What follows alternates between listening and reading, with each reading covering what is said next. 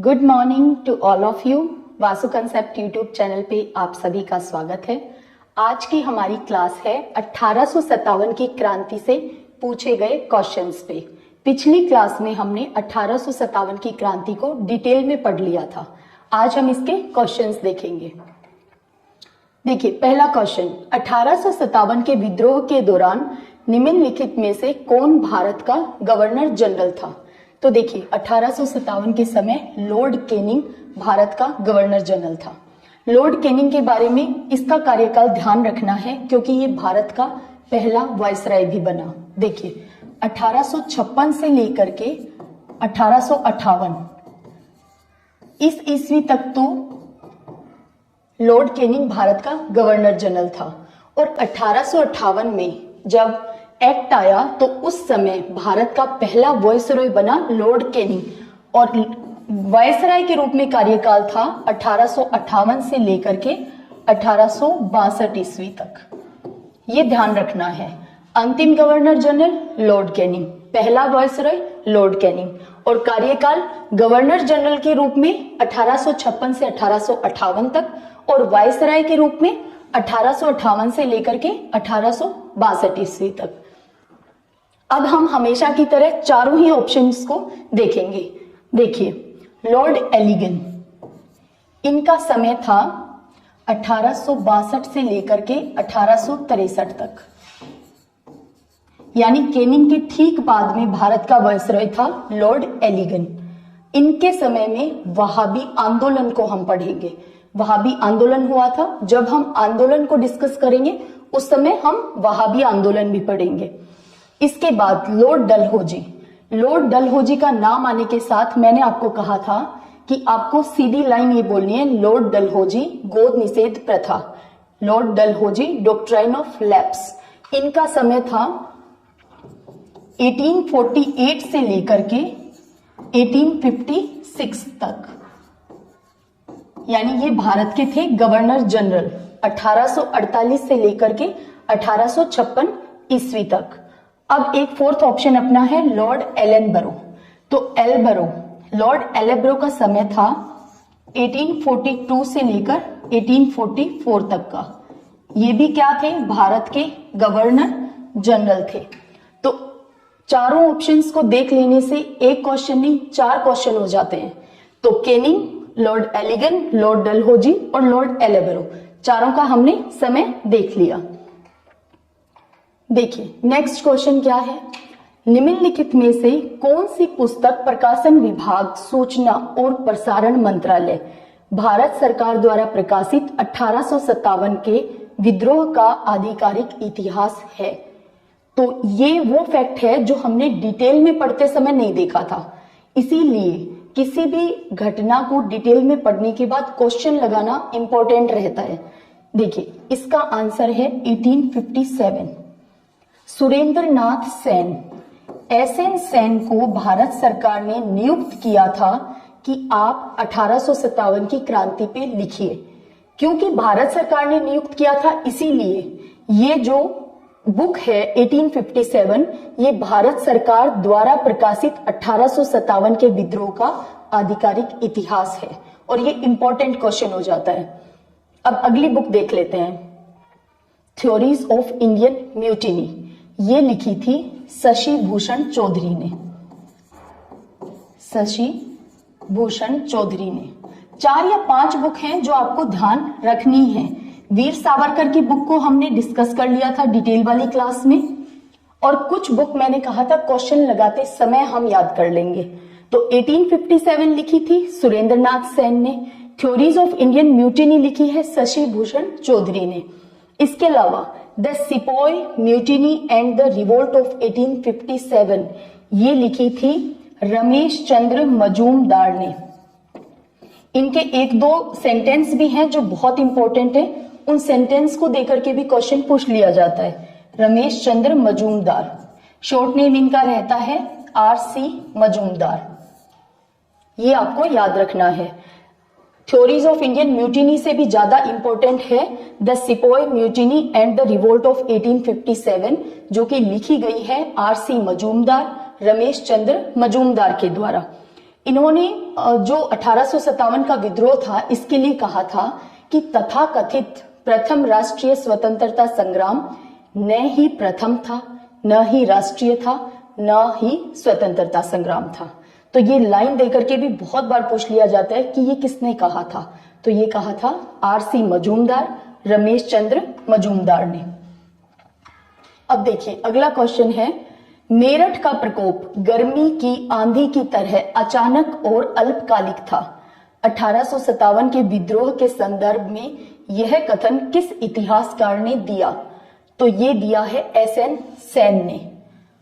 ये कथन 2 या 3 कथन इंपॉर्टेंट हैं और 4-5 किताबें इंपॉर्टेंट हैं, क्योंकि 1857 की क्रांति से वो पुराने वाले पैटर्न पे क्वेश्चन कम पूछे जा रहे हैं, जैसे कौन सी जगह से विद्रोह हुआ, किसने नेतृत्व किया, क्योंकि उन पे बहुत बार क्वेश्चन बन चुके हैं। अभी ये वाले क्वेश्चंस ज्यादा पूछे जाते हैं, तो ये आपको याद रखना है। आरसी मजूमदार का जो कथन था वो अभी हमने देखा ही था। नेक्स्ट क्वेश्चन देखिए, निम्नलिखित में से कौन सा क्षेत्र 1857 की क्रांति से सबसे अधिक प्रभावित था? और ये मैंने डिटेल में पढ़ाते टाइम भी बताया था कि 1857 सबसे ज्यादा सघन तरीके से हुआ था अवध में। ये अवधि नहीं है, ये अवध है। अवधि तो भाषा हो जाएगी, अवध क्षेत्र है। और अवध से हमने देखा था नेतृत्व किया था बेगम हजरत महल ने। अवध। बाकी देखिए पंजाब जो था वो इस क्रांति का पॉइंट या केंद्र या स्थान था ही नहीं, क्योंकि पंजाब में ये क्रांति नहीं हुई थी। इसके अलावा महाराष्ट्र में भी ये क्रांति उस लेवल पे नहीं हुई थी। हालांकि सतारा जो था, सतारा को डॉक्ट्राइन ऑफ लैप्स के तहत सबसे पहले ब्रिटिश ईस्ट इंडिया कंपनी में खुद में मिला लिया था, लेकिन उसके बावजूद हमने देखा था कि क्रांति जो थी वो उत्तर भारत में ही सबसे ज्यादा थी। इसके अलावा मद्रास का भी ऐसा कोई प्रमाण नहीं मिलता। अच्छा, अवध में सबसे ज्यादा सघन थी, इसका प्रमाण कैसे मिलता है? तो प्रमाण मिलता है कि यहाँ पे कम से कम 1 लाख से 1.5 लाख लोगों की मृत्यु हुई थी इस 1857 की क्रांति के दौरान। मृत्यु नहीं, हत्या ही कहेंगे हम एक तरह से। तो इतने लोग मर गए थे इस क्रांति के दौरान। तो इससे पता चलता है कि वहां पे सबसे ज्यादा आम जनता ने भागीदारी ली थी, सबसे ज्यादा जमींदार वर्ग यहां से शामिल था, अवध से। तो ये आपको याद रखना है कि सबसे ज्यादा डेंस जो थी, मोस्ट अफेक्टेड जो रीजन था वो था इसका अवध। आज आपके लिए क्वेश्चंस इंग्लिश में भी हैं, तो कोई जिसका मीडियम इंग्लिश हो वो भी आराम से इन क्वेश्चंस को लगा सकता है। नेक्स्ट देखिए, लखनऊ में 1857 के विद्रोह के नेता थे। तो लखनऊ से हमने देखा था बेगम हजरत महल ने नेतृत्व किया था। तात्या टोपे ने पहले तो कानपुर में नाना साहब की मदद की थी, फिर उन्होंने झांसी में जाकर के रानी लक्ष्मीबाई की मदद की थी। इसके अलावा मौलवी अहमदुल्ला शाही, इन्होंने फैजाबाद से नेतृत्व किया था। और बाबू कुंवर सिंह जो थे वो आरा, बिहार से नेतृत्व कर रहे थे। नेक्स्ट देखिए, 1857 के सिपाही विद्रोह में भाग लेने वाला मुगल राजा था और ये अंतिम मुगल शासक था, ये भी हमने देखा था। तो ये बहादुर शाह जफर या बहादुर शाह सेकंड। और बहादुर शाह सेकंड अकबर सेकंड के पुत्र थे। और अकबर सेकंड जो है ये पुत्र थे शाह आलम सेकंड के, शाह आलम सेकंड के। और शाह आलम कौन है? जिन्होंने 1864 में बक्सर के युद्ध में हिस्सा लिया था, शाह आलम ने। तो शाह आलम सेकंड के पुत्र हैं अकबर सेकंड, अकबर सेकंड के पुत्र हैं बहादुर शाह सेकंड, और इन्होंने हिस्सा लिया था 1857 के रिवोल्ट में। इसके अलावा शेरशाह, ये मूवी का नाम नहीं है शेरशाह, ठीक है। दारा सिको को औरंगजेब ने हराया था और स्वयं शासक बना था। हत्या ही कर दी थी दारा सिको की। दारा सिको भाई था औरंगजेब का। चलिए नेक्स्ट क्वेश्चन है, 1857 का विद्रोह विफल हुआ क्योंकि? ये हमने पूर्णतः असफल नहीं होने के जो कारण पढ़े थे उसमें भी पढ़ा था। पहला ऑप्शन है कोई उचित नेता नहीं था और उनके बीच कोई उचित लक्ष्य नहीं था। ये बात बिल्कुल सही है। भारतीय राजकुमारों ने मदद नहीं की? नहीं, ऐसा नहीं है। भारतीय शासकों ने बिल्कुल मदद की थी और बहुत जगह से हिस्सा भी लिया था। रूसियों ने अंग्रेजों की मदद की? नहीं, ऐसी कोई बात हमने नहीं पढ़ी।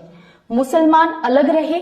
The Muslim kept aloof? नहीं, हिंदू मुस्लिम दोनों ही मिलकर के इस क्रांति में हिस्सा ले रहे थे। इवन हमने बहुत जगह देखा था कि मुस्लिम जो है वो नेतृत्व कर रहे थे, है ना। तो मुस्लिम अलग बिल्कुल भी नहीं थे इस क्रांति से, उन्होंने बकायदा इस क्रांति में खूब जोर शोर से हिस्सा लिया था। निम्नलिखित में से कौन सा सही सुमेलित है? नाना साहब झांसी? नहीं, झांसी नहीं, नाना साहब थे कानपुर से। कुंवर सिंह कानपुर से नहीं थे, कुंवर सिंह थे आरा से, आरा बिहार। बेगम हजरत महल, हाँ बिल्कुल ये लखनऊ से थी। लक्ष्मीबाई ने ग्वालियर से नहीं, झांसी से नेतृत्व किया था, झांसी से इन्होंने नेतृत्व किया था। नेक्स्ट देखिए, ग्रीस लगी कार्ट्रिज का मुद्दा किसके साथ जुड़ा हुआ है? तो ये तो हमने सबसे पहले देखा था कि 1857 के विद्रोह का इमीडिएट जो कॉज था, तात्कालिक जो कारण था, वो था ग्रीस लगी कार्ट्रिज को दांतों से काटने से मना कर दिया था सेना ने, और यही कारण बना था। तो 1857 के विद्रोह के साथ जुड़ा हुआ है ग्रीस लगी कार्ट्रिज का मुद्दा।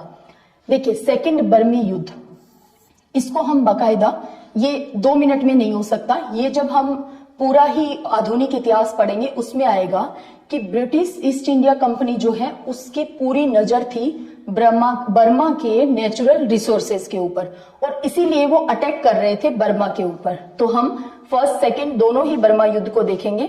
वेल्लोर विद्रोह, तमिलनाडु में वेल्लोर जगह, यहाँ पे भी सैनिकों ने विद्रोह किया था लेकिन इसे दबा दिया गया था, और ये वेल्लोर विद्रोह 1857 से पहले का विद्रोह है।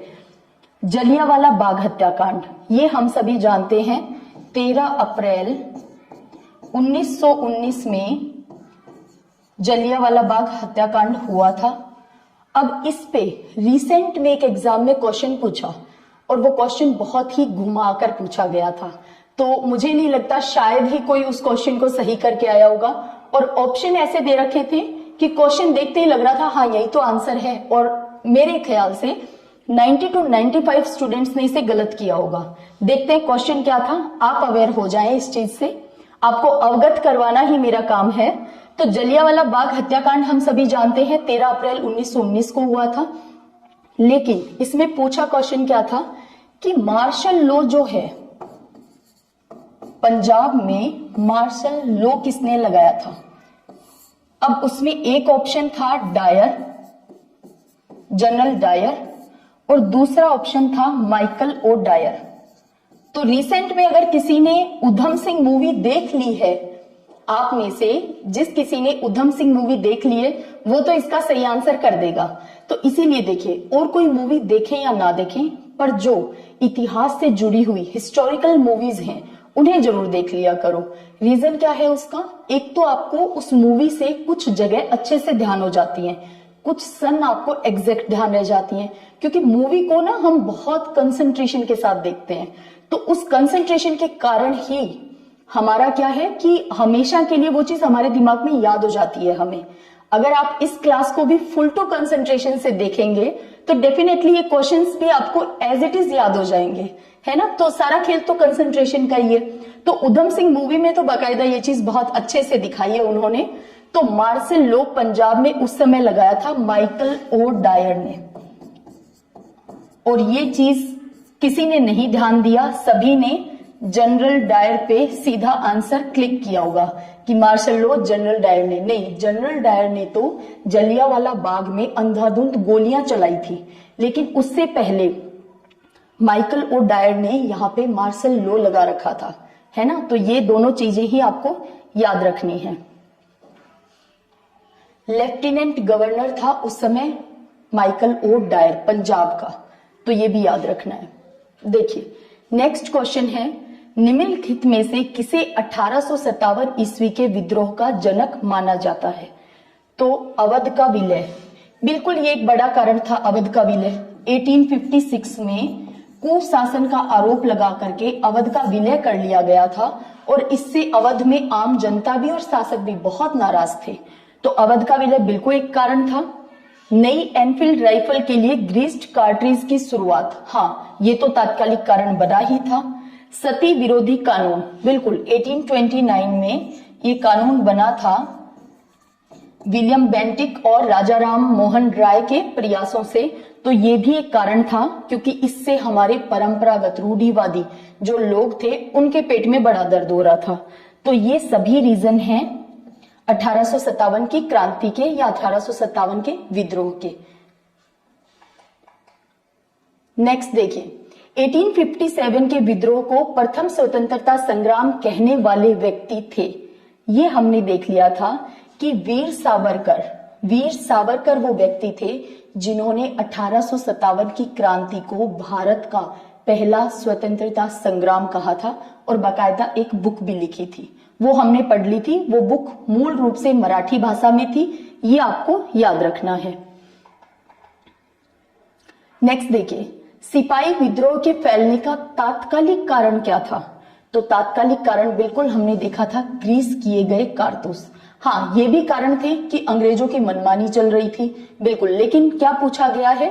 The immediate cause. तो इमीडिएट कॉज था ग्रीस लगे कारतूस। कारण तो बिल्कुल ये भी है आर्थिक असंतोष, धार्मिक कारक, लेकिन इमीडिएट रीजन है ग्रीस लगे कारतूस। विद्रोह में पश्चिमी बिहार का सबसे उत्कृष्ट सैन्य नेता कौन था? तो हमने देखा था कुंवर सिंह को। कुंवर सिंह ने बिहार से नेतृत्व किया था क्योंकि रानी लक्ष्मीबाई ने झांसी से नेतृत्व किया था। तात्या टोपे ने पहले कानपुर में कमान संभाली थी और फिर रानी लक्ष्मीबाई के साथ झांसी में। इसके अलावा अहमदुल्लाह ने फैजाबाद से नेतृत्व किया था, ये हमने देखा था। अगला क्वेश्चन है, निम्नलिखित में से किस स्थान पर कुंवर सिंह के नेतृत्व में विद्रोह हुआ था? तो ये हुआ था बिहार के अंदर। वह तारीख थी जब 1857 का विद्रोह शुरू हुआ। तो वो डेट थी 10 मई 1857। 10 मई 1857। और हमने देखा था कि क्यों हम 10 मई को ही ये डेट मानते हैं क्रांति की शुरुआत होने के लिए। और मेरठ से क्रांति का आगाज हुआ था। कानपुर शहर में 1857 के विद्रोह का नेतृत्व किसने किया था? तो कानपुर में हमने देखा था नाना साहब ने किया था क्योंकि अंग्रेजों ने इन्हें पेशवा बाजीराव द्वितीय का दत्तक पुत्र मानने और उन्हें पेंशन देने से मना कर दिया था। तो इसलिए 1857 की क्रांति का नेतृत्व कानपुर से नाना साहब ने किया था। 1857 के भारतीय विद्रोह में एक उल्लेखनीय नेता तात्या टोपे का वास्तविक नाम क्या था? तो ये हमने डिटेल में जब क्लास की थी तब भी देखा था। रामचंद्र पांडुरंग नाम था इनका, रामचंद्र पांडुरंग, ये आपको याद भी रखना है।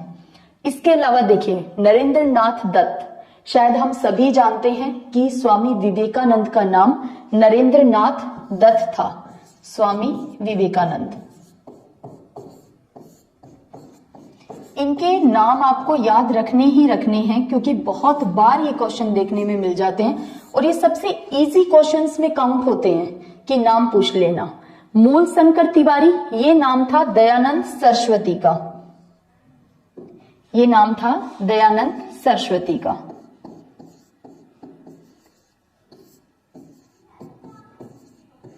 मूल शंकर तिवारी।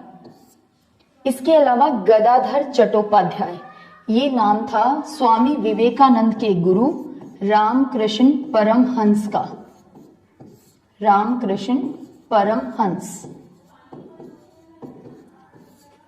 चारों ही नाम आपको याद रखने हैं।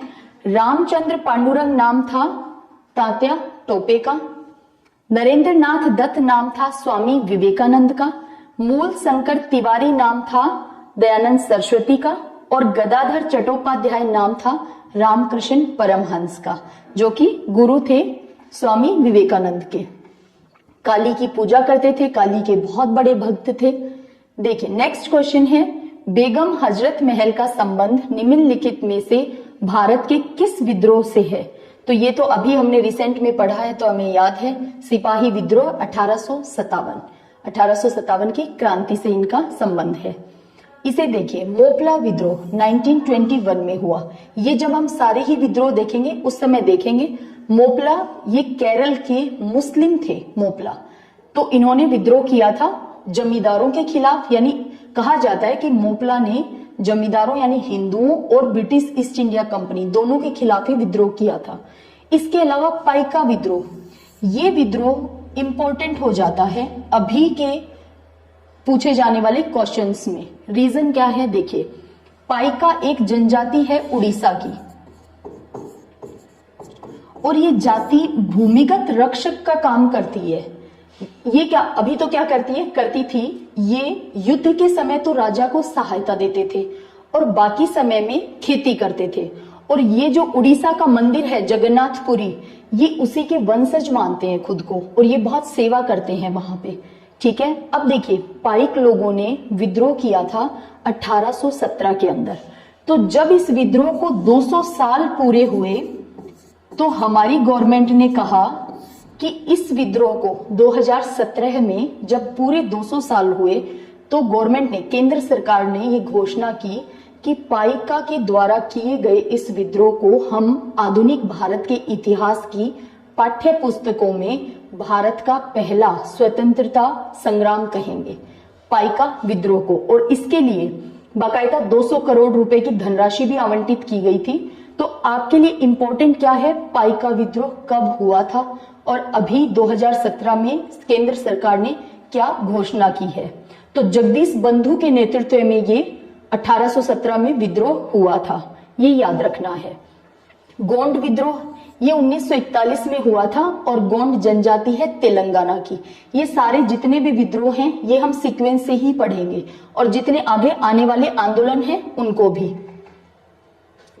नेक्स्ट देखिए, तात्या टोपे समाधि किस शहर में स्थित है? तो ये एमपी के शिवपुरी में स्थित है, मध्य प्रदेश के शिवपुरी में।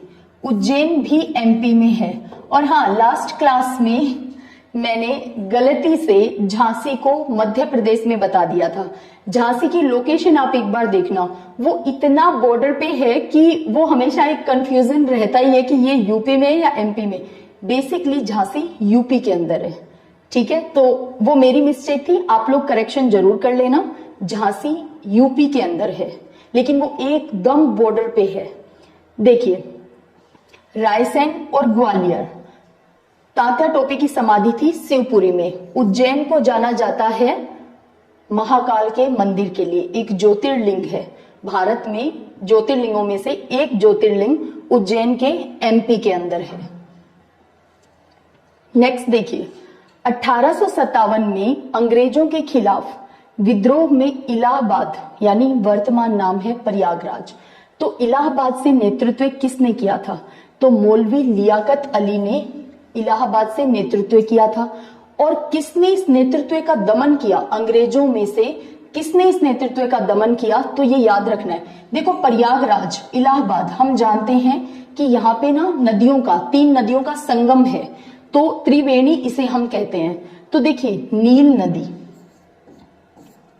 दुनिया की सबसे लंबी नदी है, नील नदी। और अगर वॉल्यूम में बात की जाए तो अमेज़न। अब आप आज के बाद कभी भी इन दोनों नदियों में भी कंफ्यूज नहीं होगे। क्यों? क्योंकि एक सिंपल सा लॉजिक, हर फैक्ट के साथ ना कोई लॉजिक ऐड कर लिया करो, उससे ना कंफ्यूजन आपका हमेशा के लिए खत्म हो जाएगा। जैसे बहुत बार ये कंफ्यूजन हो जाता है जनरली कि अमेज़न बड़ी है या सबसे लंबी है, नील नदी सबसे लंबी है या सबसे बड़ी है। तो आप सभी वाकिफ हैं Amazon.com से, है ना? अमेजोन से हर कोई डिलीवरी मंगवाता है, हम सामान परचेज करते हैं। तो अमेजोन को हम क्या कहेंगे? ये बड़ी कंपनी है या लंबी कंपनी है? तो हम बोलचाल की भाषा में क्या कहते हैं? अमेजोन बहुत बड़ी कंपनी है। तो इसीलिए अमेजन नदी बहुत बड़ी है, लंबी नहीं, बहुत बड़ी है, वॉल्यूम में बड़ी है ना? और अब बची क्या? नील। तो नील क्या है? सबसे लंबी नदी है। और इलाहाबाद को हम जानते हैं नदी के कारण। तो नदी, अब देखिए, इलाहाबाद में नील, ये जो ब्रिटिश ऑफिसर था, वो था नील, जिसने यहाँ पे आके दमन किया था। कैंपबेल ने कानपुर में दमन किया था। तो जनरली ऐसा याद करते हैं कि कानपुर में कैंप लगाया था, तो कानपुर में कैंपबेल। और इलाहाबाद को याद करते हैं नील से, और झांसी को याद करते हैं कि झांसी को रोज मिला, रोज गुलाब, तो वहां पे था ह्यूरोज। तो आप अपने तरीके से भी कोई ना कोई सीक्वेंस, कुछ ऐसी ट्रिक उसे बना लिया करो, ताकि वो ना आपको कंफ्यूजन ना हो, प्लस में हमेशा के लिए याद भी रहे। तो इलाहाबाद को नील से याद रख सकते हो, जिसने दमन किया, और यहां से नेतृत्व किया था मौलवी लियाकत अली ने। नेक्स्ट देखो, आजमगढ़ उद्घोषणा किससे संबंधित है। अब ये शायद आपने इससे पहले नहीं पढ़ा होगा, हमने डिटेल में पढ़ते टाइम भी इस चीज को डिस्कस नहीं किया था। आजमगढ़ उद्घोषणा भी 1857 की क्रांति से ही रिलेटेड है। कैसे कि यहाँ पे फिरोज शाह ने मुगलों की ग्लोरी को वापस गेन करने के लिए आजमगढ़ में विद्रोह किया था, नेतृत्व किया था। तो ये 1857 की क्रांति के दौरान का ही मामला है। तो आजमगढ़ उद्घोषणा, the Azamgarh proclamation is generally associated with, तो ये याद रखना है आपको, सिपाही विद्रोह 1857। देखिए रोलेक्ट एक्ट, बिल्कुल हम इसे पढ़ने वाले हैं रोलेक्ट एक्ट को। चंपारण, गांधी जी भारत में आने के बाद उनके द्वारा यहाँ किया जाने वाला आंदोलन था। पहले चंपारण किया था, फिर किया था अहमदाबाद, और फिर खेड़ा। इसको याद रखना है, सीक्वेंस में बहुत बार पूछ लिया जाता है कि पहले चंपारण किया था, पहले अहमदाबाद किया था, या पहले खेड़ा किया था। तो पहले चंपारण, फिर अहमदाबाद, फिर खेड़ा। स्वदेशी आंदोलन, बिल्कुल आधुनिक भारत के इतिहास को जब हम पढ़ रहे हैं तो ये सारी चीजें हमारे सामने आएंगी ही स्टेप बाय स्टेप। तो आजमगढ़ उद्घोषणा को याद रखना है, ये 1857 की क्रांति के समय की ही घटना है। और इसमें फिरोज शाह मुगलों की ग्लोरी को वापस गेन करने की कोशिश कर रहे थे, फिर से मुगलों का परचम लहराया जाए, ऐसी कोशिश कर रहे थे। नेक्स्ट क्वेश्चन देखिए, निम्नलिखित में से कौन सा क्षेत्र 1857 के विद्रोह से प्रभावित नहीं हुआ। बहुत इजी सा क्वेश्चन है। झांसी बिल्कुल इससे प्रभावित हुआ, जगदीशपुर, यहां से बाबू कुंवर सिंह थे, बिल्कुल प्रभावित क्षेत्र था। लखनऊ भी प्रभावित क्षेत्र था। तो फिर प्रभावित था कौन नहीं भाई, चित्तौड़। और चित्तौड़ कहां पे आता है, राजस्थान में। ये प्रभावित नहीं था। तो राइट आंसर हो जाएगा बी ऑप्शन। कोलिन कैंपबेल, आ ही गया क्वेश्चन। कोलिन कैंपबेल ने लखनऊ में 1857 के विद्रोह के किस नेता का दमन किया था। तो लखनऊ में विद्रोह कर रही थी बेगम हजरत महल, और यही सही आंसर है। अब देखिए, कैंपबेल ने कानपुर में नाना साहब और तात्या टोपे के भी विद्रोह का दमन किया था, ये बात बिल्कुल ठीक है। लेकिन यहाँ पे पूछ क्या लिया है कि लखनऊ में किसका दमन किया था। तो लखनऊ में किया था बेगम हजरत महल का। और देखिए, बहादुर शाह सेकंड, ये तो दिल्ली में थे, और दिल्ली में हमने देखा था कि एक निकोलसन और एक हडसन। तो निकोलसन की तो मृत्यु ही हो गई थी, और हडसन ने बहादुर शाह जफर के दोनों पुत्र और उनके पौत्र तीनों की हत्या कर दी थी। अगला देखिए, तात्या टोपे ने किस स्थान के विद्रोहियों के साथ राजस्थान में प्रवेश किया। ये एक छोटी सी स्टोरी आप जान लीजिए, ये ग्वालियर इसका राइट आंसर है।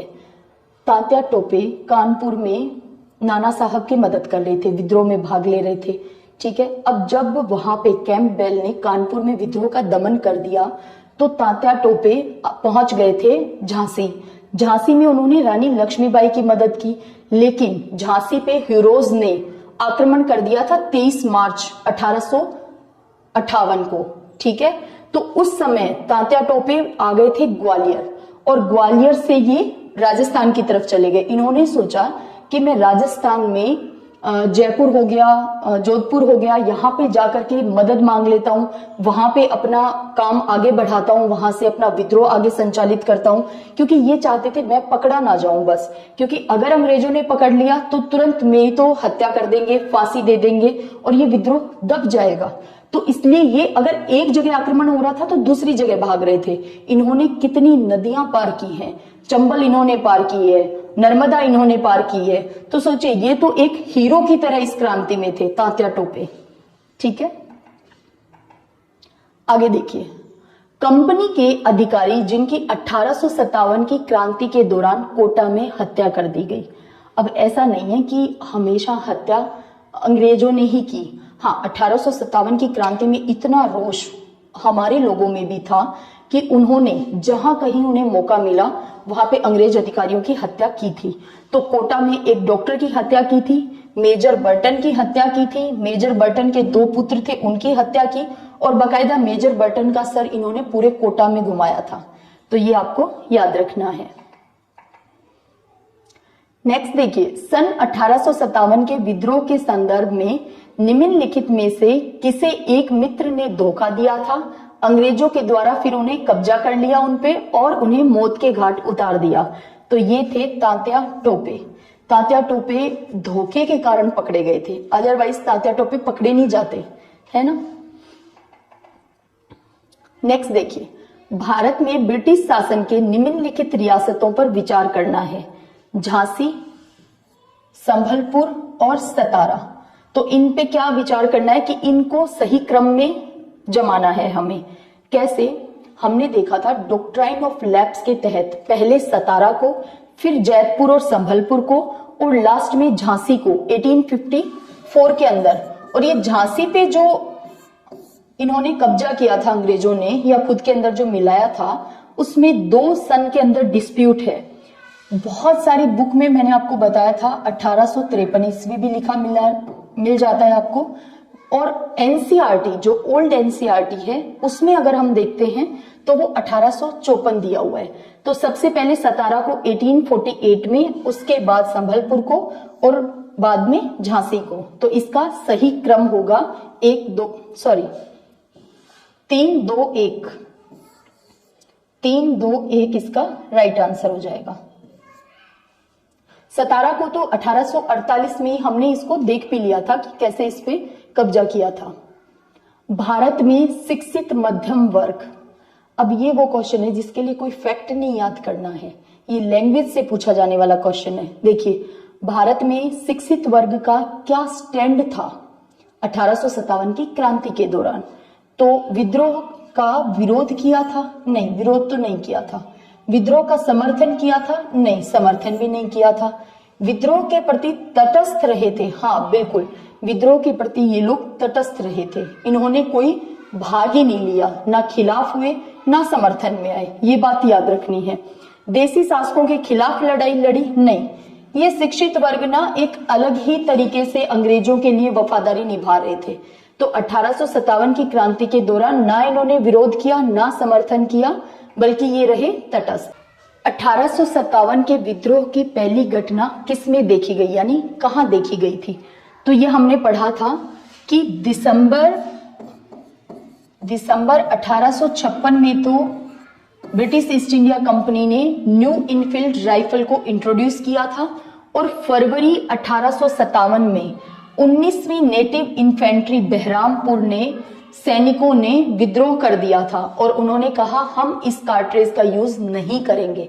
तो पहला विद्रोह 1857 की क्रांति का विद्रोह पूछना चाह रहे हैं ये कि 1857 में विद्रोह पहली बार कब हुआ, क्योंकि सैनिकों द्वारा किए जाने वाले विद्रोह तो बहुत पहले से चल रहे थे, लेकिन 1857 में पहली घटना कहां हुई थी? तो हमने देखा था फरवरी 1857 में बहरामपुर, उड़ीसा के अंदर बहरामपुर में 19वीं नेटिव इन्फेंट्री ने विद्रोह कर दिया था। लेकिन हाँ, इस विद्रोह को तुरंत दबा भी दिया गया था। देखिए नेक्स्ट क्वेश्चन, निम्नलिखित में से कौन सा या कौन से 1857 के विद्रोह का कारण था या थे? नाना साहब को पेंशन देने से मना कर दिया गया क्योंकि वह उनके साम्राज्य का स्वाभाविक उत्तराधिकारी नहीं था। हाँ बिल्कुल, नाना साहब तो गोद लिए हुए पुत्र थे ना, तो इसलिए उन्होंने मानने से ही इनकार कर दिया था और नाना साहब की पेंशन भी बंद कर दी थी। तो ये कारण तो सही है। डॉक्ट्रिन ऑफ लैप्स के कारण 1856 में लखनऊ पर कब्जा कर लिया गया? नहीं, डॉक्ट्राइन ऑफ लैप्स के कारण नहीं, क्योंकि देखिए वाजिद अली शाह और लखनऊ की जो बेगम हजरत महल है, इनका पुत्र था बिरजिस कादिर। लेकिन अब डॉक्ट्राइन ऑफ लैप्स के कारण तो ये अवध को अपने अंदर मिला नहीं सकते थे, तो इन्होंने क्या किया, लखनऊ पे यानी अवध पे कब्जा करने के लिए कुशासन का आरोप लगाया और इस तरह से ब्रिटिश लोगों ने अपने अंदर मिलाया था अवध को कि अवध में शासन अच्छे से नहीं चल रहा, कुशासन का आरोप लगाया था। तो डॉक्ट्राइन ऑफ लैप्स के तहत ये शामिल नहीं कर पाए थे, बिरजिस कादिर होने के कारण ये नहीं मिला पाए थे। तो इसका आंसर हो जाएगा केवल पहला सही है, दूसरा कारण गलत है। अगला देखिए, जनरल बख्त खां और अजीमुल्ला खां 1857 के विद्रोह के नेता थे, क्रमशः कहां से ये थे, तो बख्त खां ये तो कर रहे थे दिल्ली से और अजीमुल्ला खां जो थे ये थे नाना साहब के नोबल, कानपुर से ये विद्रोह का नेतृत्व कर रहे थे या कानपुर से विद्रोह में शामिल हुए थे। और जनरल बख्त खां तो हमने देखा ही था कि इन्होंने तो पूरी सेना की कमांड जो है वो अपने हाथ में ले रखी थी और ये कहां से कर रहे थे, दिल्ली से। नेक्स्ट देखिए, विद्रोह के निम्नलिखित नेताओं में से कौन नेपाल भाग गया था, तो देखिए तात्या टोपे तो नहीं भागे थे क्योंकि तात्या टोपे को तो फांसी की सजा दी गई थी, है ना। नाना साहब, हाँ बिल्कुल, नाना साहब हमने देखा था कि नेपाल चले गए थे और उसके बाद नाना साहब के बारे में कोई प्रमाण हमें नहीं मिलता।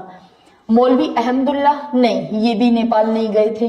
बेगम हजरत महल, हाँ बेगम हजरत महल नेपाल चली गई थी और वहां पे भेष बदल कर रहने लग गई थी, यानी अपनी आइडेंटिटी को छुपाकर वहां रहने लग गई थी।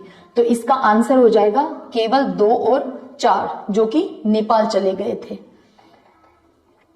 निम्नलिखित में से कौन सा या कौन से 1857 के विद्रोह का कारण थे या था, तो ग्रीस्ड कार्ट्रेज का उपयोग, बिल्कुल ये तो इमीडिएट कॉज था, तात्कालिक कारण था। ब्रिटिश सामाजिक सुधार, हाँ इनकी वजह से एक लंबे समय से लोगों में, शासकों में, सब में आक्रोश चल रहा था। तो ब्रिटिश सामाजिक सुधार से हमारे यहाँ जो आम लोग थे वो ज्यादा गुस्से में थे, वो ज्यादा क्रोधित थे। ब्रिटिश सेना में भारतीय सैनिकों को कम वेतन, बिल्कुल ये कारण था। हमने देखा था कि अगर सेम रैंक पे एक ब्रिटिश है और सेम रैंक पे एक भारत का सैनिक है तो भारत के सैनिक को कम वेतन दिया जाता था और सूबेदार से ऊंची पोस्ट पे तो उनका कभी प्रमोशन ही नहीं किया जाता था। तो ये डिस्क्रिमिनेशन तो बिल्कुल चलता था और ये कहीं ना कहीं हमारे सैनिकों में इस बात को लेकर भी आक्रोश था। तो इसके तो तीनों ही कारण सही हैं, तो ये सभी। अगर क्वेश्चन पूछता तात्कालिक कारण तो सिर्फ होता केवल एक, लेकिन अब पूछा है कि विद्रोह के कारण कौन से थे, ना तात्कालिक पूछा है ना दीर्घकालिक दिया है, तो ये सभी कारण थे। निम्नलिखित में से किस इतिहासकार ने 1857 के आंदोलन की प्रकृति के बारे में लिखा है कि यह न तो पहला था, न ही राष्ट्रीय था, न ही स्वतंत्रता संग्राम था। तो ये लाइन मैंने आपको कहा था इंपॉर्टेंट है, याद रखनी है, ये कहा था आरसी मजूमदार ने। नेक्स्ट देखिए, 1857 के विद्रोह की विफलता के कौन से कारण थे, तो सीमित क्षेत्रीय और सामाजिक आधार, जो आधार था वो सीमित था, हाँ ये बिल्कुल ठीक है। संसाधनों की कमी, बिल्कुल संसाधनों की तो हमारे पास कमी थी, साथ ही साथ जो हथियार हमारे क्रांतिकारी यूज में ले रहे थे वो लेस टेक्नोलॉजी वाले थे, जबकि एक अच्छी टेक्नोलॉजी वाले हथियार थे अंग्रेजों के पास, तो खाना भी था उनके पास। हिंदू मुस्लिम संघर्ष नहीं, हिंदू मुस्लिम संघर्ष 1857 की क्रांति तक था ही नहीं, सब मिल करके अंग्रेजों को यहां से भगाना चाह रहे थे।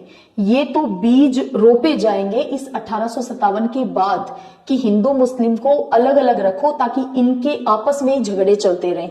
तो जो फूट डालो राज करो की नीति है उसको ठीक से एक्सरसाइज करेंगे अंग्रेज। लेकिन 1857 की क्रांति के समय हिंदू मुस्लिम में संघर्ष नहीं था। केंद्रीय नेतृत्व का अभाव, बिल्कुल एक केंद्रीय नेतृत्व नहीं था, सबका कोऑर्डिनेशन भी अच्छा नहीं था। हमने देखा था समन्वय हो ही नहीं पा रहा था। क्यों? एक तो देखिए संदेश एक जगह से दूसरी जगह पहुंचा पाना ही बहुत मुश्किल था, तो कोऑर्डिनेशन की तो इस वजह से भी कमी चल रही थी। तो केंद्रीय नेतृत्व का अभाव ये बिल्कुल ठीक है, तो आंसर हो जाएगा 1, 2 और 4। तीसरा इस ऑप्शन में होना ही नहीं चाहिए, तो थर्ड तो वैसे ही क्रॉस हो गया है। नेक्स्ट देखिए, निम्नलिखित में से किस वर्ग ने 1857 के विद्रोह में भाग नहीं लिया था? तो एक तो था शिक्षित वर्ग, हमने देखा था। दूसरा देखते हैं, कृषि मजदूर, इन्होंने तो भाग लिया था। ये तो ब्रिटिश जो लोगों की यहाँ पे नीतियां चल रही थी ब्रिटिश ईस्ट इंडिया कंपनी की, उनसे सबसे ज्यादा प्रभावित चल रहे थे कृषि मजदूर, किसान, इन पे तो दोहरी मार पड़ रही थी।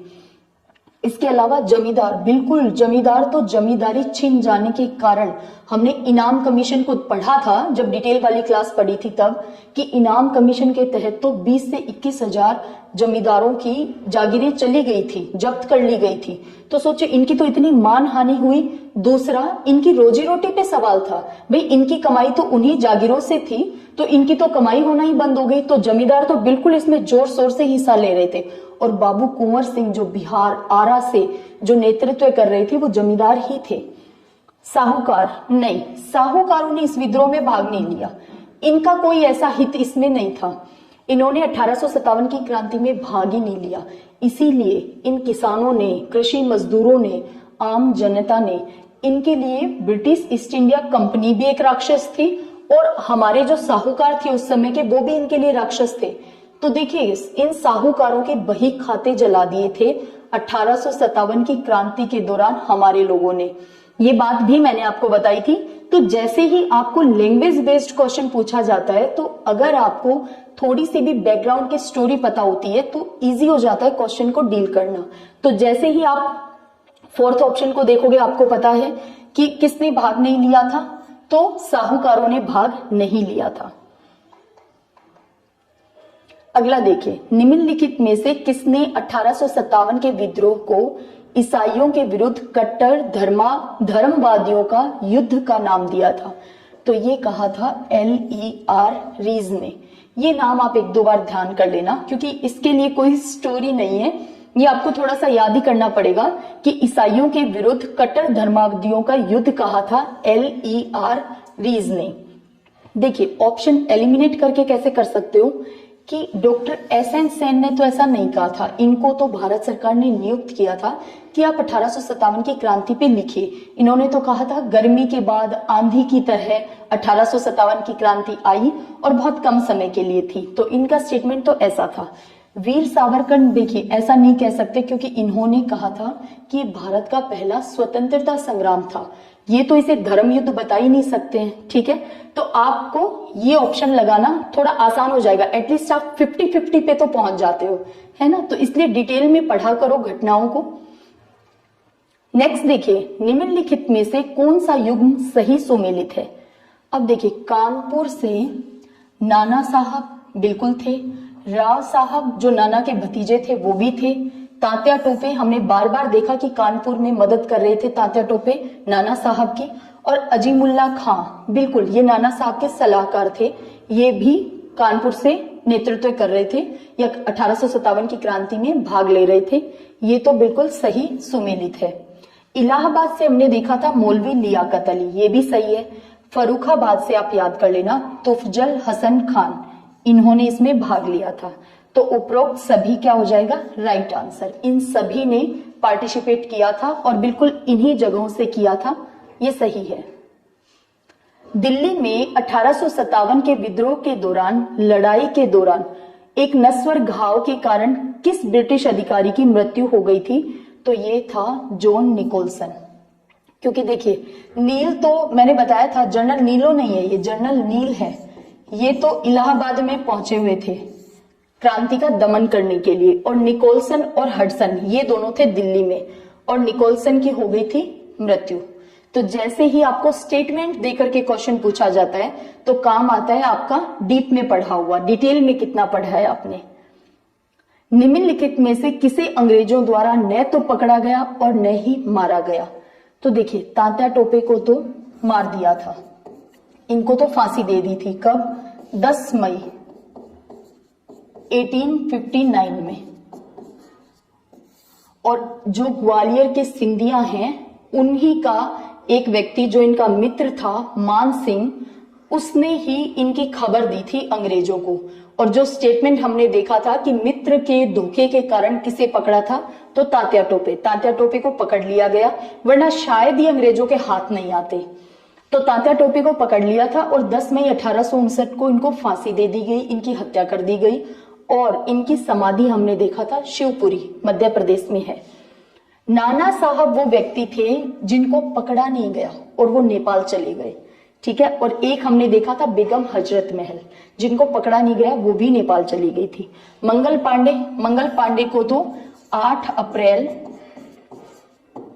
1857 को ही फांसी दे दी गई थी, 8 अप्रैल 1857। और झांसी की रानी लक्ष्मीबाई को 17 जून को हरा दिया था युद्ध में और ये वीरगति को प्राप्त हो गई थी 17 जून 1858 को। तो देखिए कौन पकड़ा नहीं गया, तो वो थे नाना साहब। निम्नलिखित में से कौन अंतिम पेशवा बाजीराव द्वितीय का दत्तक पुत्र था, तो वो थे नाना साहब, जिनको अंग्रेजों ने मानने से मना कर दिया था। दामोदर राव, ये झांसी की रानी लक्ष्मीबाई ने गोद लिया था।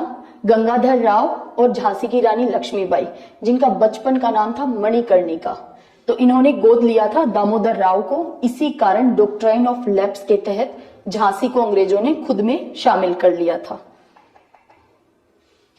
अब देखिए निम्नलिखित में से कौन सा राज्य सबसे पहले व्यक्तिगत सिद्धांत यानी डॉक्ट्राइन ऑफ लैप्स के तहत कब्जा कर लिया गया था, तो वो था सतारा। महाराष्ट्र में सतारा को सबसे पहले कब्जा किया था।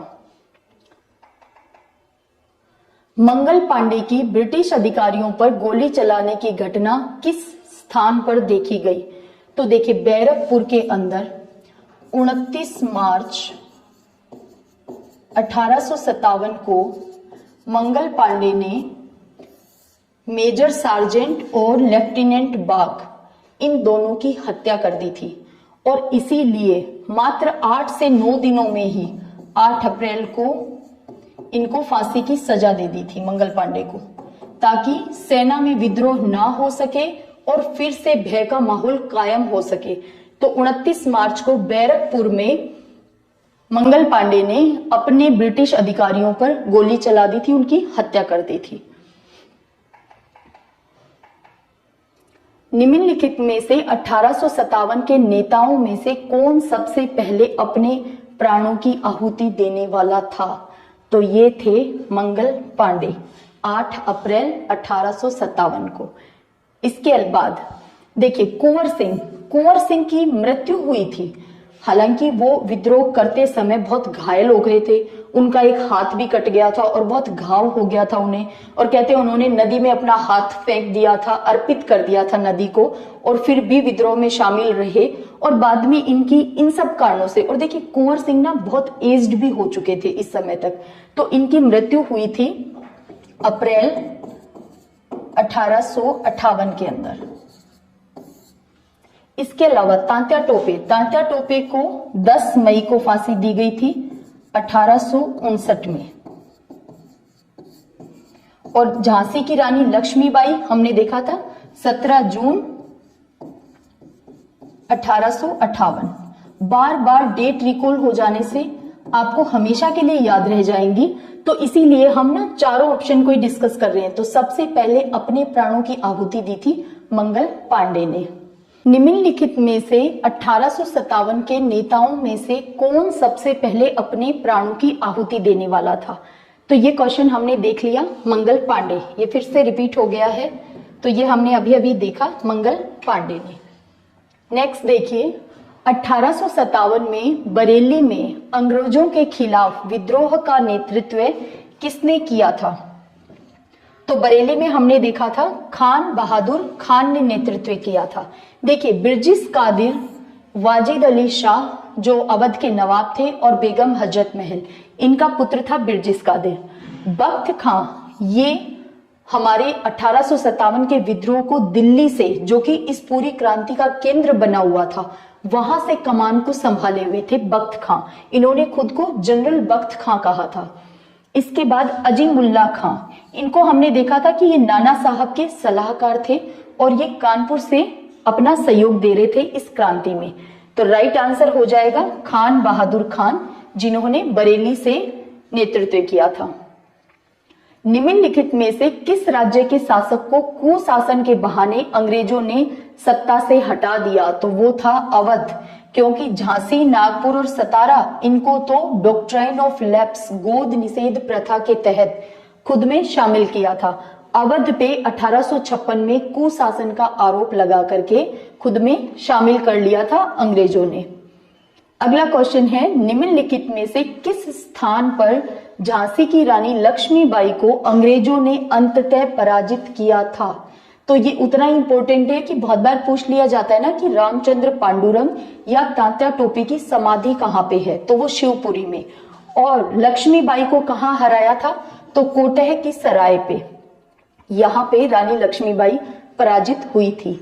तो एक इतनी मतलब शक्तिशाली महिला उस समय की, तो वो कहाँ पराजित हुई ये तो जानना और याद रखना हमारा धर्म है। तो याद रखना कोटह की सराय। मेरठ में तीसरी घुड़सवार यानी थर्ड नेटिव कैवलरी ने सिपाही ने विद्रोह किया। तो थर्ड नेटिव कैवलरी ने 24 अप्रैल 1857 को मेरठ में पूछा है ना, हाँ मेरठ में इन्होंने विद्रोह किया था। और हमने देखा था कि 90 घुड़सवार थे और इन 90 में से 85 को सजा सुनाई गई 9 साल की। 9 साल की कैद की सजा इनको सुनाई गई थी। लेकिन 10 मई 1857 को इनके साथी सिपाहियों ने विद्रोह किया और इन 85 के 85 को जेल से छुड़वा लिया और ये सारे चल पड़े दिल्ली की तरफ। 11 मई को ये दिल्ली पहुंचे और 12 मई को इन्होंने बहादुर शाह जफर को अपना नेता मान लिया, मुगल बादशाह माना और कहा कि इस पूरी क्रांति के दौरान आप ही हमारे नेता हैं या सबसे बड़े प्रतीक हैं। तो देखिए बहादुर शाह जफर को और रोटी को और कमल को और दिल्ली इसका केंद्र था। ये 4 चीजें आपको याद रखनी है। तो 10 मई 1857 को तो क्रांति शुरू हुई थी, लेकिन पूछा क्या है कि मेरठ में थर्ड नेटिव कैवलरी जो थी, तीसरी घुड़सवार जो सेना थी, उन्होंने किया था 24 अप्रैल 1857 को विद्रोह किया था। और अंग्रेजों ने सोचा तुरंत इस विद्रोह को भी दबा देते हैं, जैसे बैरकपुर, बहरामपुर वहां पे दबाया था वैसे इसको भी दबा देते हैं, पर दबा नहीं पाए थे। क्यों? क्योंकि 10 मई से क्रांति शुरू हो गई थी। दिल्ली में विद्रोह का नेतृत्व किसने किया था? तो दिल्ली में बिल्कुल बहादुर शाह जफर या बहादुर शाह सेकंड भी लिखा आ सकता है, बहादुर शाह सेकंड और जनरल बख्त खां। जनरल बख्त खां इसमें असली ताकत लिए हुए थे, वही सेना को ऑर्डर देना, कमांड संभाले हुए थे, है ना। कुंवर सिंह तो हमने देखा था बिहार के आरा से नेतृत्व कर रहे थे। अहमद शाह ही नहीं है, ये अहमद शाह है। और रानी लक्ष्मीबाई जो है वो झांसी से नेतृत्व कर रही थी, ये हमने देख लिया था। गवर्नर जनरल जिसने कर्नाटक नवाब और तंजौर के राजा की उपाधियों को समाप्त कर दिया और नाना साहब को पेंशन देने से इनकार कर दिया, ये था लॉर्ड डलहौजी। और लॉर्ड डलहौजी का समय याद रखना है, 1848 से लेकर के 1856 तक ये भारत का गवर्नर जनरल था। ये टाइम ड्यूरेशन याद रखना है। और इसके बाद लॉर्ड कैनिंग भारत का गवर्नर जनरल बना था। 1857 के विद्रोह के समय सेना में भारतीय सैनिकों और यूरोपीय लोगों का अनुपात कितना था? ये पूछा है 1857 के विद्रोह के समय। तो ये अनुपात था 6:1 का। और ये हमने जब क्लास को डिटेल में पढ़ा था तब भी देखा था कि 6:1 का रेशियो था। तो सोचिए अंग्रेजों के लिए अगर ये क्रांति पूरे भारत में हो जाती तो अंग्रेजों के लिए इसका दमन करना बहुत मुश्किल हो जाता, है ना। तो ये हमारे हो गए हैं क्वेश्चन कंप्लीट। आई होप 1857 की क्रांति अब आपकी कंप्लीट हो गई है। पहले हमने इसको डिटेल में पढ़ लिया था और आज की क्लास में हमने इससे पूछे गए क्वेश्चंस को लगा लिया है। तो चलिए मिलते हैं जल्दी नेक्स्ट वीडियो में एक नए टॉपिक के साथ। जय हिंद, जय भारत।